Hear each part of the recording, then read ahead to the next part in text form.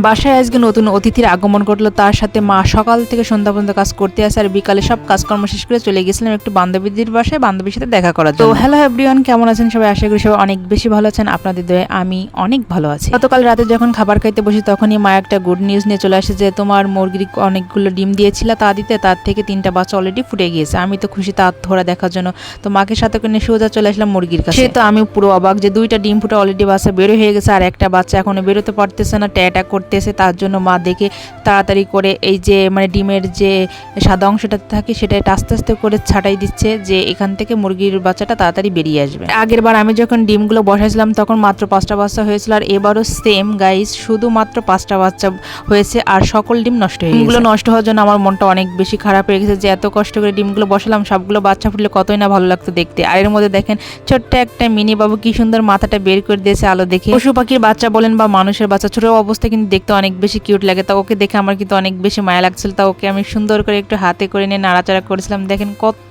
Cute, মাশাআল্লাহ মাশাআল্লাহ। বাচ্চার প্রতি মায়ের কত চিন্তা দেখেন। আমি যখন হাতে নিয়েছি তখন কিন্তু তার মা বুঝতে পেরেছে যে তার সন্তান তার বুকের ভিতর নেই, তখন দেখেন ট্যাটা শুরু করে দিয়েছে। এজন্য বলা হয় যে পৃথিবীতে মায়ের থেকে আপন কেউ হয় না। এগুলো নিয়ে আমি অনেক বেশি টেনশনে ছিলাম যে বাকি ডিমগুলো যদি ফুটতো তাহলে কতই না ভালো হতো, যে একসাথে অনেকগুলো বাচ্চা আমি দেখতে পারতাম। কিন্তু কি আর করার, ডিমগুলো মনে হয় সম্ভবত হয়ে গেছে, নষ্ট হয়ে গেছে, কিছু করার নাই। সেগুলোকে তার মার কাছে ঠিকঠাক করে রেখে দিয়ে আমি সোজা চলে আসলাম রুমে। আর আজকে আমাদের রাত্রে রান্না করা হয়েছে যে ভর্তা, যে কাঁঠালে বিচে যে ভর্তা আছে সে ভর্তাটা করছে, এত বেশি মজা হয়েছে। আমি তো পুরো 1 প্লেট ভাত এই ভর্তা দিয়েই খেয়ে নিয়েছি। মাংসের চেয়ে শাকসবজির ভর্তা কিন্তু আমার অনেক বেশি ভালো লাগে। আমাকে যদি সারাদিন ভর্তা আর শাকসবজি দেয় আমি ওটা দিয়ে ভাত খেয়ে উঠতে পারি। এক কথায় বলতে পারেন পিওর অথেন্টিক ভর্তা লাভার যাকে বলে আমি হচ্ছে সেই। এত ভালো লাগে ভর্তা ভাত খেতে। খাবার দাবার শেষ করে সকাল সকাল ঘুমিয়ে পড়ছিলাম, কারণ পরের দিন যেহেতু আমাদের সকাল থেকে সন্ধ্যা পর্যন্ত অনেক পরিমাণে কাজ। আমাদের নতুন একটা রান্নাঘর দিয়ে আছে, ওইখানে প্রচুর পরিমাণে কাজ করতে হবে।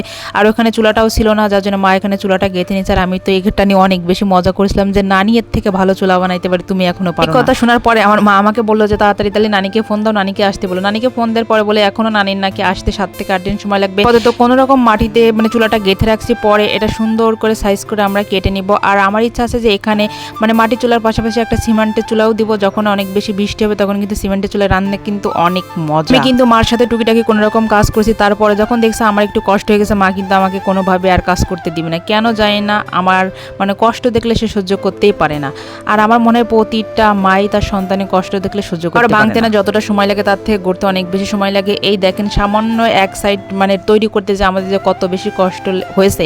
আর এরপর তো অনেক কাজ বাকি আছে, সেইগুলো না হয় অন্য কোনো ভিডিওতে আপনাদের সাথে শেয়ার করবো। কর্ম শেষ করে গোসল করে রেডি হয়ে চলে গেছিলাম সোজা আমার বান্ধবীদের বাসায়। 2 থেকে 3 দিন আগে আমাকে ওদের বাসায় যাইতে বলছিল, কিন্তু সময়ের অভাবে আমি একদমই যাইতে পারি না। তো প্রাণপ্রিয় বান্ধবী ডেকেছে বলে কথা, না গেলে কি হয়। তো আজকের ভিডিওটা কিন্তু এই পর্যন্ত, দেখা হবে নতুন কোনো ভিডিওতে। সে পর্যন্ত সবাই সুস্থ থাকেন, ভালো থাকেন। আর কি কোথা থেকে ভিডিওটা দেখছেন অবশ্যই কমেন্ট করে জানিয়েন।